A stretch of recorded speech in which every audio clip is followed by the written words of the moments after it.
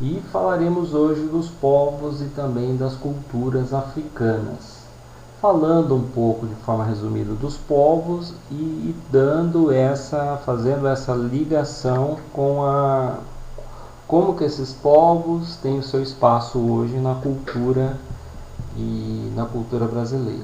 Tudo bem?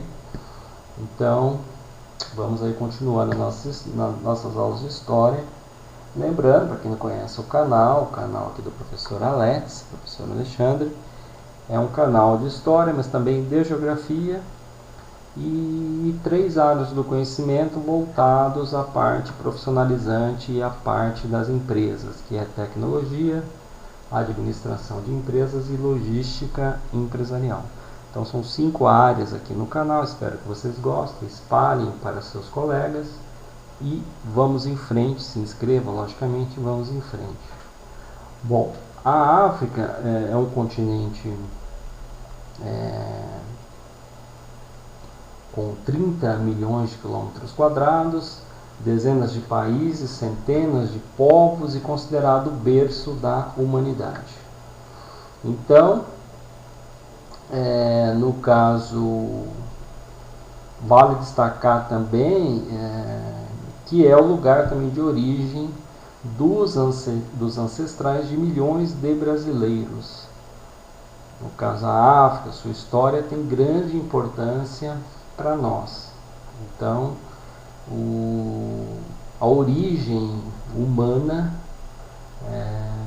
por isso que é considerado o berço da humanidade, porque a origem humana é da África. Então, nós brasileiros devemos muito à África, né? Então, muito importante.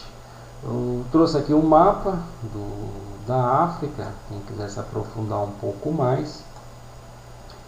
E no caso no mapa, você entrando mais adentro, dando uma pesquisada no mapa, você vê a parte ao norte, um imenso mar de areia, que é o deserto do Saara, que faz parte dessa grande extensão da parte do continente africano. E nesse deserto viviam ali povos nômades, que são aqueles povos que não tinham residência fixa e sempre se movimentavam. E eles também controlavam ali rotas comerciais ao norte africano. Então tinha também uma grande movimentação comercial na parte do sul, também na parte ocidental. Então toda a região africana você tinha vários povos, várias culturas, línguas singulares. Então você tinha várias caracterizações em vários espaços específicos no continente africano. Então, vegetações diferentes. Aqui no canal, na parte de geografia, dê uma olhada lá na parte de geografia, nas nossas aulas aqui no canal.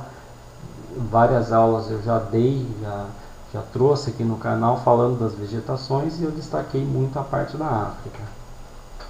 Vamos começar falando do Império de Mali, foi no Sudão, entre os rios Senegal e Níger, e foi um dos mais duradouros da África. No caso,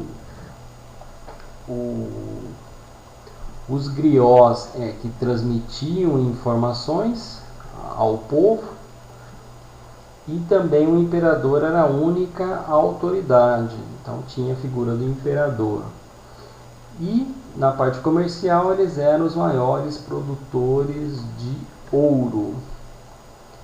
Os griots, como nós estamos vendo aqui na imagem, que também, né, poderiam ser mulheres, como vocês estão vendo aqui na imagem, né? Uma griot aqui passando informações aí aos jovens. Então, o que eram? Eram indivíduos encarregados de preservar e transmitir as histórias, conhecimentos, canções do seu povo. eles no passado eram procurados por muitos reis. Vale você anotar isso daí, que esses reis africanos procuravam os griots para passar ali, para trabalhar como se fossem professores de seus filhos, ensinando arte, conhecimento sobre plantas, tradições e também conselhos, ali, de repente até mesmo por jovens imperadores. Então tinha também os contadores de história que haviam entre os griots, e também tinham músicos, cantores. Então você tinha várias especificações, várias caracterizações de griots, né? Tem até a lenda que quando um griot falecia, o seu corpo era enterrado dentro da baobá, que é uma espécie de planta, é uma árvore, né, muito grande, que vale a pena você fazer uma pesquisa. Então eles no caso enterravam dentro da árvore esses griots, que no caso ali as suas histórias e canções continuavam sendo divulgadas e conhecidas por muitos. Então vale essa observação. Nós tínhamos os bantus, que se estabeleceram no sul do deserto de Saara por volta de 1500 a.C.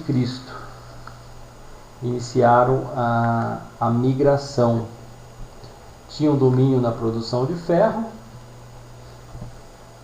e então eles tinham esse controle, né? Então os bantus eram povos, agricultores, tinham domínio da técnica da produção de ferro, usado por eles para fazer instrumentos de trabalho, como armas.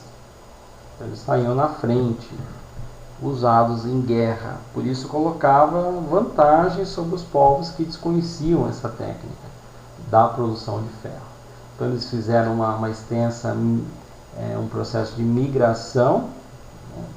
No caso um deslocamento no continente africano, que durou cerca de 2.500 anos e foi considerada a maior migração já vista na história africana.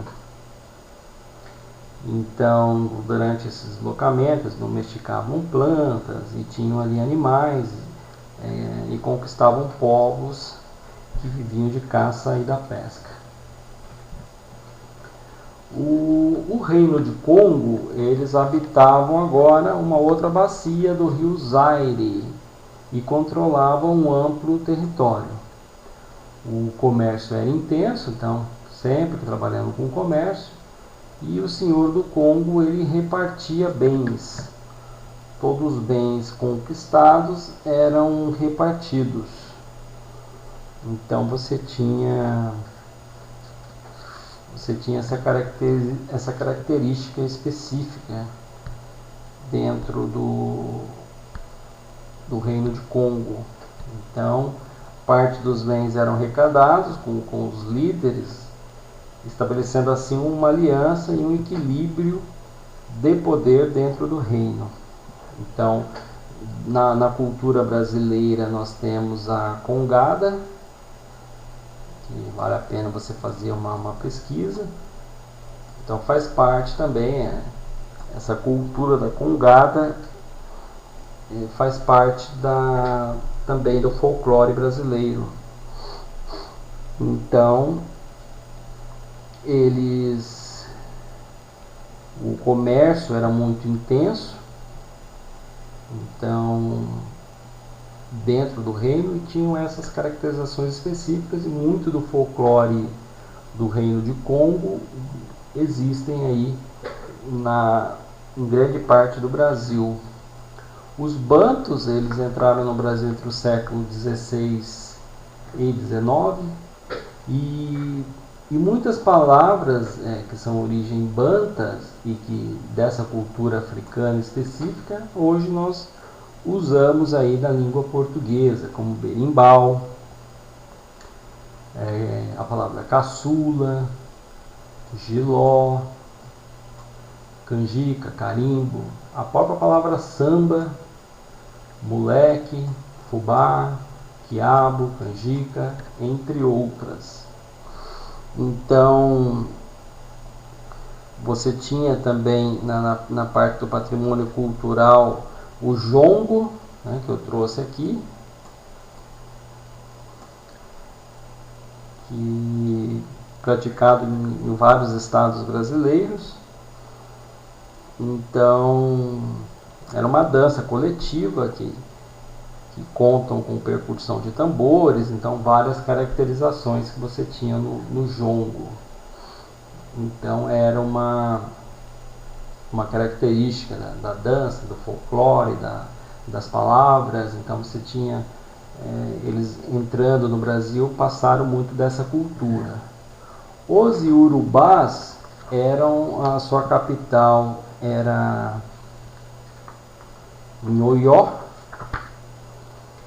e na cidade de Oió, eles não formaram uma unidade política. Então as cidades eram independentes, era exatamente um império. Em 1830 chegaram ao Brasil como escravos, e na música destacam vários artistas, e também nas artes plásticas também vários artistas. Na música temos vários artistas, herdeiros dessa tradição iorubá, como os integrantes dos blocos Olodum, que eu trouxe até na imagem aqui, e o bloco Ilê-Aiê. Então vale você fazer a sua pesquisa aí, exatamente esses povos, esses blocos que fazem parte dos povos aí iorubás, ou pelo menos que preservam a cultura iorubá. E também a cantora Margareth Menezes também, que é uma grande, ela tem a tradição de preservar a cultura, essa cultura africana dos povos iorubás. No caso, assim, quando eles quando chegaram ao Brasil, quando eles foram trazidos para o Brasil como escravo, entraram ali um grande número pelo Porto de Salvador, na Bahia. Então, entre os iorubás chegados, haviam, por exemplo, sacerdotes, príncipes, líderes políticos, artistas que foram empregados, sobretudo, em trabalhos urbanos e domésticos na cidade de Salvador, na Bahia, e em toda ali aquela extensão ali do setor da Bahia, da região. Então você tinha essa tradição levada dos povos iorubás, como na música, né? Você tinha também nas artes plásticas, que também era usado, alguns tinha essa cultura de expandir o expoente, né, da arte, da matriz iorubá, dos povos africanos específicos dessa localidade.